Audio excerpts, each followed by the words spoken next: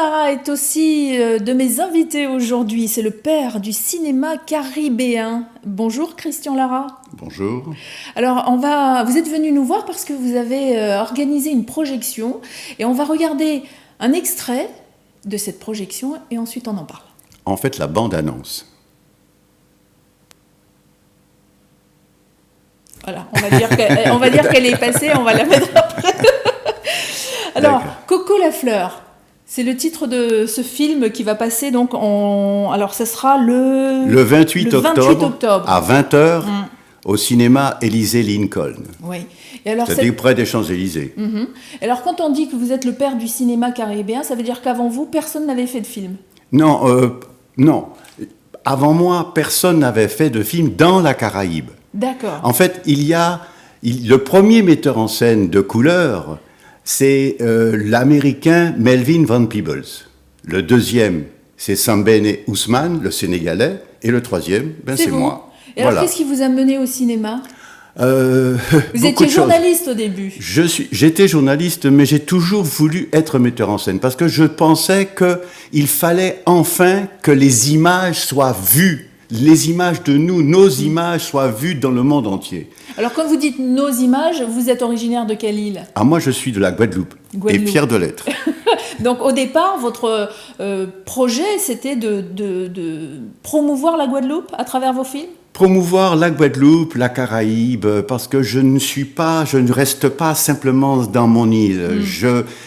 Je suis pour la promotion de l'homme noir, de la dignité de l'homme noir, avant tout.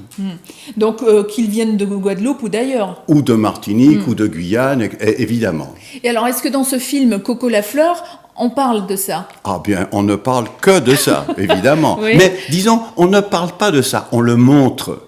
Parce que ce qui était plus difficile, c'est que pour tout le monde, le cinéma, c'est avant tout un miroir. Et dans un miroir, il y a votre reflet. Et le cinéma, c'est une façon de mieux se faire connaître, de mieux faire connaître nos coutumes, nos usages, notre façon de vivre, notre danse, notre musique. Il y a tout ça dans un film. Et c'est ce que vous avez mis dans Coco la fleur. Exactement. Alors Coco la fleur, il est candidat. Oui, il est candidat. Ah, justement, parce que comme tout est politique chez nous, il fallait bien qu'il soit candidat à une élection électorale. Et c'est basé sur une histoire vraie ? Disons que c'est pas mal d'histoires qui ont été, disons, condensées dans une seule histoire. Et qu'est-ce que vous avez envie de dire sur ce bébé ? Parce que c'est le premier film caribéen. Simplement, c'est qu'au cours de ce film, au cours de cette projection exceptionnelle le 28 octobre à 20h à l'Élysée Lincoln, bien entendu. C'est un cinéma ? Absolument, aux Champs-Élysées. Près des Champs-Élysées, je tiens à rendre hommage à Robert Liensoll, qui était le plus grand comédien antillais. Malheureusement, il a disparu et dans ce film, il est extraordinaire. C'est lui, Coco la fleur. Et alors, quand je lis justement le synopsis, c'est un malicieux conteur est lancé bien malgré lui dans l'arène politique à la veille d'une élection législative dans un département français d'outre-mer. Ça commence bien. Oui, parce qu'en fait, il n'était pas du tout un homme politique, c'est avant tout un conteur. Mais comme les hommes politiques qui sont parachutés la plupart du temps recherchent des personnages atypiques, il découvre Coco la fleur. Et d'ailleurs, c'est une occasion aussi de revoir un comédien français également disparu qui s'appelait Félix Marten et qui était très intéressant comme personnage humain. C'est un homme que j'ai beaucoup aimé. Il faut dire aussi que ce film, il a été remasterisé, la copie est magnifique, les couleurs sont magnifiques, mais c'est un film de 1978. C'est-à-dire que c'est un film que, quand il est sorti en France, Le Monde a fait toute une page sur le film. Et Le Monde a écrit « Le film est beau ». Et rien que ça, ça suffit. Et alors, on est heureux, on est fier quand on présente un film comme ça ?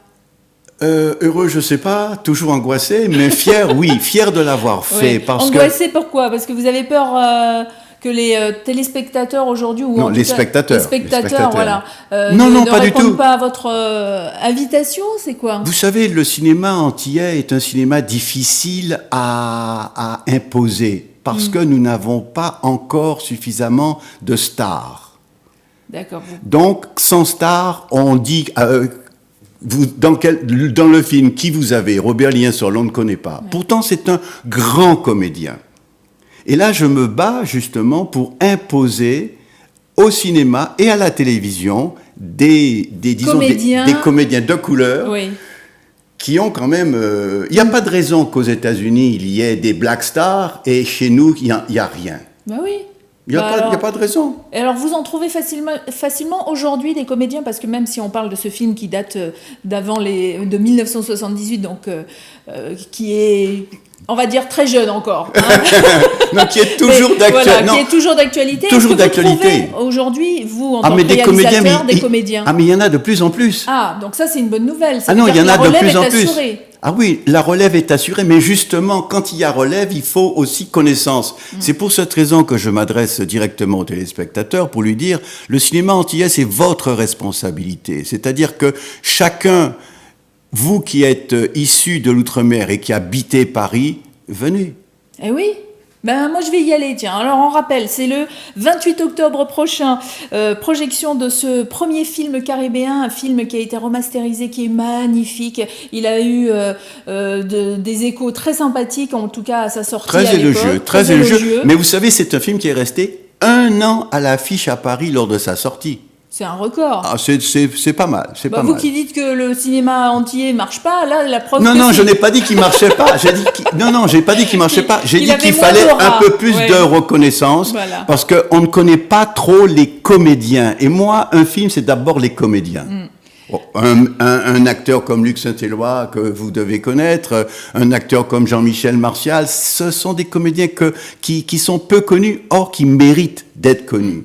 Et alors, ces comédiens-là, ils méritent qu'on les regarde dans ce film Coco, Lafleur, l'histoire de ce candidat qui devient politique bien malgré lui. Et c'est un film humoristique aussi, alors ? Plein d'humour, mais vous savez, de tendresse, d'émotion. C'est un film complet. C'est un film complet. Et si vous voulez voir les autres films que fait Christian Lara, alors il y a un site web, je vais vous le donner, c'est www.caraibefilm.com. Vous avez... Il y a aussi une VOD. Il y a aussi une VOD qui est très simple, c'est lovemyvod.fr. Et alors, une fois qu'on est dessus, on découvre tout. On découvre quelques films. Il n'y a pas tous mes films quand même, parce que j'en ai fait à l'heure d'aujourd'hui, je suis à mon 24e long métrage. Est-ce que vous êtes en train de travailler sur un autre en ce moment ? Évidemment.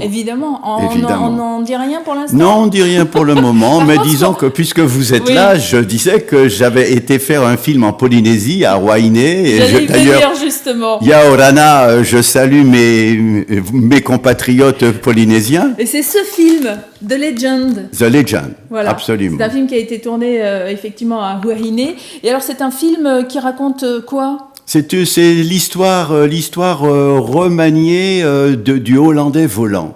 C'est une légende. C'est une légende très, très mystérieuse, mais pleine d'amour, pleine de sensualité, pleine de beauté. La Polynésie. Ben oui, comme tous les dom-toms d'ailleurs. Hein. On va mettre tous les dom-toms là-dedans. En tout cas, nous, on est très heureux de vous avoir reçu sur ce plateau pour nous parler de vos films. Quand vous aurez fini celui sur lequel vous êtes en train de travailler, vous reviendrez bien sûr. Avec grand plaisir. Avec grand plaisir. Et autrement, allez voir Coco Lafleur. Je vous mets l'affiche. Où est-ce qu'elle est cette... voilà, c'est celle-là. Coco Lafleur, le 28 octobre.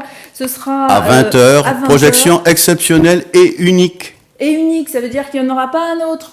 Enfin, pour le moment.